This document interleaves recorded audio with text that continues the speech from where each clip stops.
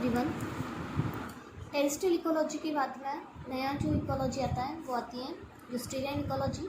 यूस्टेरियन ecology को हम वेला संगम जल भी बोलते हैं। यूस्टेरियन जो वर्ड बना है वो एस्चुरी से बना है। एस्चुरी का मतलब होता है जहाँ पर नदी का मुख होता है, माउथ ऑफ रिवर जो होता है, जहाँ पर नदी जो होती है वो समुद्र से जाकर के मिलती है, तो उस जगह को क्या बोलते हैं? यूस्टेरियन। ठीक है, यूस्टेरी बोलते हैं। यहाँ पर सबसे मेन कैरेक्टरिस्टिक जो होता है वो क्या होता है कि यहाँ पर धाराएं जो होती है वो बहुत ज़्यादा तीव्र होती है। क्यों? क्योंकि एक तो समुद्र से उठने वाली लहरें जब समुद्र की लहरें किनारे की तरफ आती है तो उसकी वजह से वहाँ पर धाराएं तीव्र होती है। दूसरा, जब नदी का पानी जब समुद्र के अंदर मिक्स होता है तो वहाँ पर क्या होता है कि नदी का पानी जो होता है वो फ्रेश वाटर होता है, समुद्र का पानी जो होता है वो खारा होता है, मराइन वाटर होता है। तो दोनों जब मिक्स होते हैं तो उसकी वजह से भी लहरें जो होती है उठती है। तो यूस्टेरियन इकोलॉजी का सबसे मेन जो कैरेक्टरिस्टिक आता है वो आता है तीव्र धाराएं। अब अगर हम कैरेक्टरिस्टिक की बात करते हैं तो यहाँ पर सबसे पहले कैरेक्टरिस्टिक, अगर हम सॉलिनिटी की बात करें, खारापन की बात करेंगे, तो यहाँ पर सॉलिनिटी जो होती है वो हमेशा चेंज होती रहती है।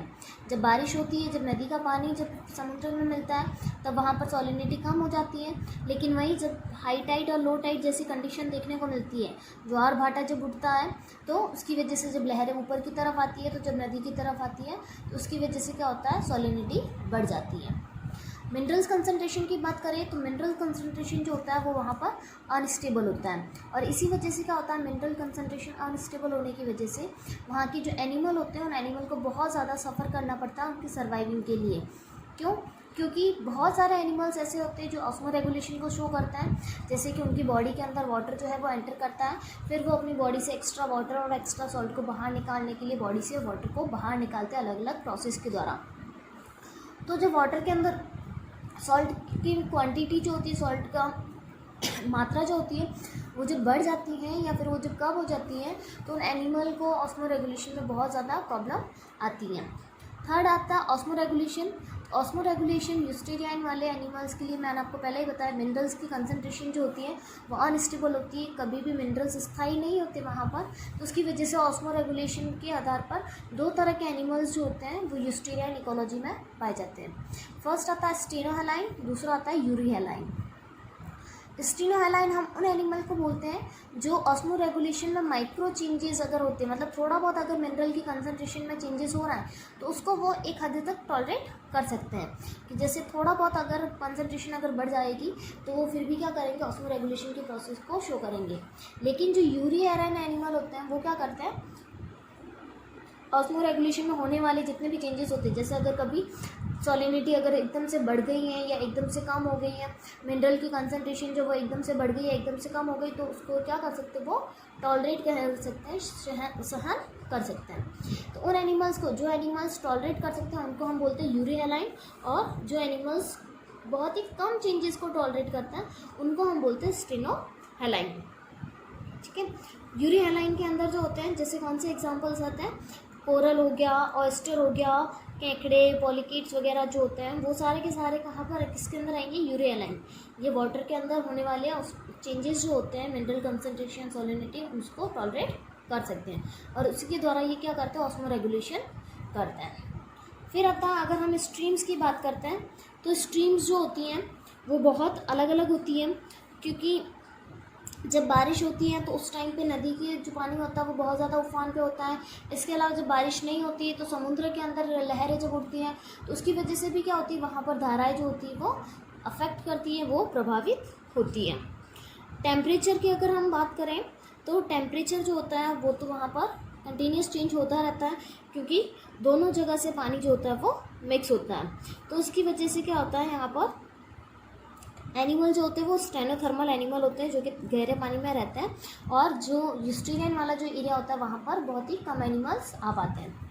फिर अगर हम बायोटिक फैक्टर की बात करें तो बायोटिक फैक्टर के अंदर जैसे कि आ गए एल्गी हो गया, सीवीड्स हो गए, ठीक है, इसके अलावा जो प्राइमरी कंज्यूमर्स वगैरह होते हैं, जो प्लैंकटन्स वगैरह होते हैं, तो ये बायोटिक फैक्टर जो होते हैं ये भी क्या करते हैं? यूस्टेरियन के कैरेक्टरिस्टिक को अफेक्ट करने का काम करते हैं।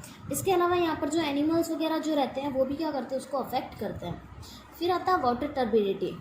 वाटर टर्बिडिटी यूस्टेरियन इकोलॉजी का सबसे मेन कैरेक्टरिस्टिक होता है। वाटर टर्बिडिटी क्या होता है? वाटर टर्बिडिटी का मतलब होता है कि जो पानी जो बह के आ रहा है तो पानी के साथ साथ में आने वाली जो मिट्टी की मात्रा जो होती है, सिल्ट की मात्रा, गाद जो होता है, वो वाटर टर्बिडिटी को बढ़ाता। अगर मिट्टी अगर ज़्यादा होगी तो पानी कैसा होगा, धुंधला होगा, और मिट्टी की मात्रा अगर कम होगी तो पानी कैसा होगा, साफ़ होगा। लेकिन यूस्टेरियन इकोलॉजी के अंदर क्या होगा, दोनों ही जगह से, वो उसका केवल एक माउथ, यहाँ से भी क्या हो रहा है, वाटर जो है वो आ रहा है, और इधर से जो ओशन का जो वाटर होगा वो भी आ रहा है। तो इस जगह पर क्या होगा, जो सॉइल की कंसनट्रेशन जो होगी, सॉइल की जो क्वांटिटी होगी, सिल्ट की जो क्वांटिटी होगी, वो क्या हो जाएगी, बहुत ज़्यादा बढ़ जाएगी। तो उसकी वजह से वाटर की टर्बिडिटी जो होती है वो भी बहुत ज़्यादा बढ़ जाती है। यहाँ पर अपन को दलदली रीजन जो होता है वो देखने को मिलता है, जहाँ पर नदी और समुद्र मिलते हैं, या फिर जो कीचड़ वाला जो एरिया जो होता है वहाँ पर ये अपन को देखने को मिलता है। तो इसकी वजह से क्या होता है, वाटर टर्बिडिटी बढ़ती है।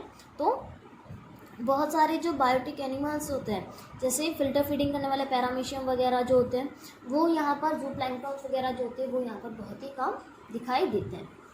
अब अगर हम बात करें कि क्लासिफिकेशन की, तो यूस्टेरियन इकोलॉजी जो होती है, यूस्टेरियन इकोलॉजी को 3 पार्ट के अंदर डिवाइड किया गया, या 3 कैटेगरी हम बोल सकते हैं। 3 कैटेगरी के अंदर हमने इसको डिवाइड किया है। फर्स्ट आती है जियोमॉर्फोलॉजी। जियोमॉर्फोलॉजी जो होती है, जिसको हम हिंदी में बोलते हैं भू आकृति विज्ञान। भू आकृति विज्ञान जो होती है, मतलब कि जो भूमि की जो संरचना जो होती है, लैंड की जो स्ट्रक्चर जो है, उसके बेस पे यूस्टेरियन इकोलॉजी किस प्रकार की होगी। तो उसके बेसिस पे यूस्टेरियन इकोलॉजी को 4 पार्ट में डिवाइड किया गया। फर्स्ट है drowned river valleys, second fjord, third bar built, और फोर्थ होता है टेक्टोनिक। जो ड्राउन्ड रिवर वैलीज होते हैं, ये कैसे होते हैं, ये चौड़े तटीय मैदान होते हैं, ठीक है। अगर हम फ्रियॉर्ड की बात करें तो ये यू आकार के होते हैं। फ्रियॉर्ड की अगर बात करेंगे तो ये कैसे होंगे, यू आकार के। और अगर ड्राउन वैली की बात करेंगे तो ये कैसे होंगे, बहुत ज़्यादा चौड़े होंगे।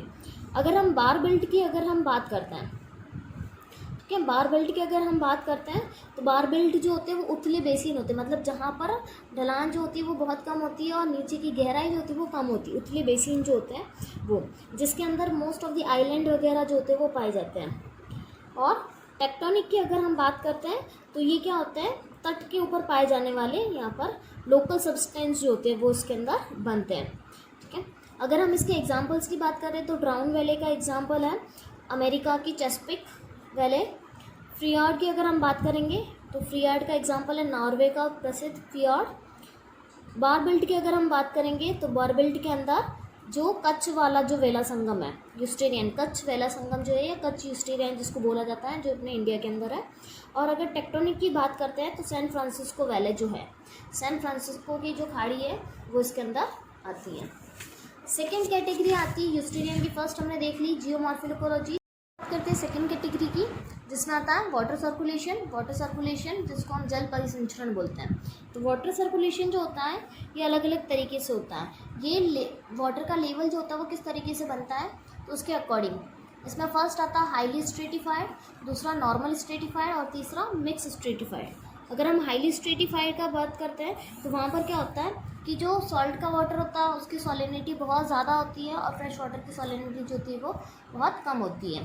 अगर हम नॉर्मल स्ट्रेटिफाइड की अगर हम बात करते हैं तो नॉर्मल स्ट्रेटिफाइड के अंदर क्या होता है कि वाटर जो होता है रिवर का और मराइन वाटर जो होता है या सी का वाटर जो होता है ये नॉर्मली मिक्स होता है। और अगर हम मिक्स्ड रूप से बात करते हैं तो यहाँ पर क्या होता है कि दोनों ही वाटर जो होते हैं वो कम्प्लीटली एक दूसरे के अंदर मिक्स हो जाते हैं। यहाँ पर ना तो ज़्यादा सॉलिनिटी होती है और ना ही ज़्यादा यहाँ पर फ्रेश वाटर पाया जाता है।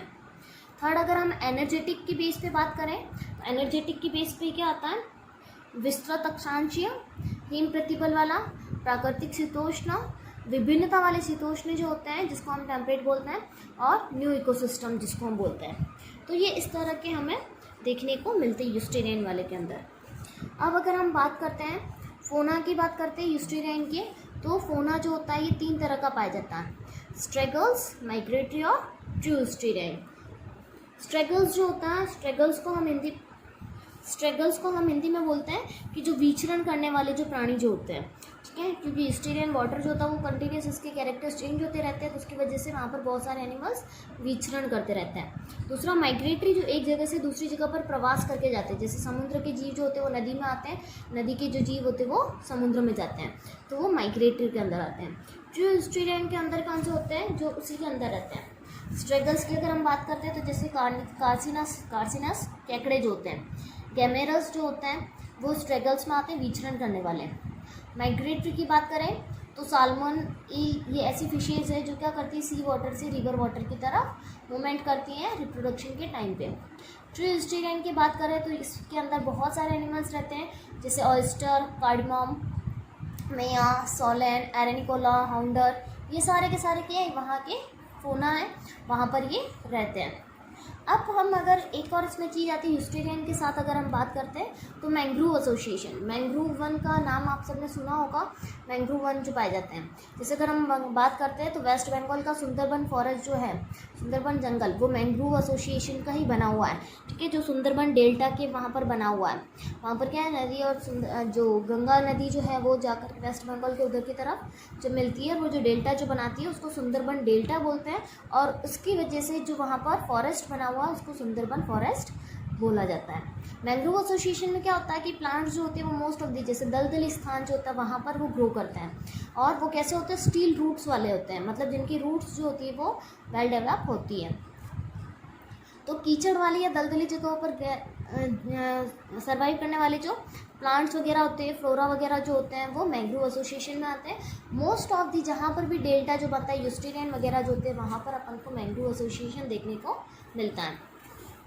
अगर यहाँ पर अगर स्टील रूट्स वाले प्लांट्स की बात करें तो सोनेरेचिया, एगेरिकस वगैरह जो होते हैं ये प्लांट्स पाए जाते हैं। अगर फोना की बात करते हैं तो ऑलमोस्ट हर तरह का फोना मैंग्रोव एसोसिएशन में देखने को मिलता है। रेप्टाइल्स हो गए, बर्ड्स हो गए, मैमल्स हो गए, तो ये सारे के सारे फोना जो होते हैं वो देखने को मिलते हैं। तो यूस्टेरियन इकोलॉजी कंप्लीट। Thank you.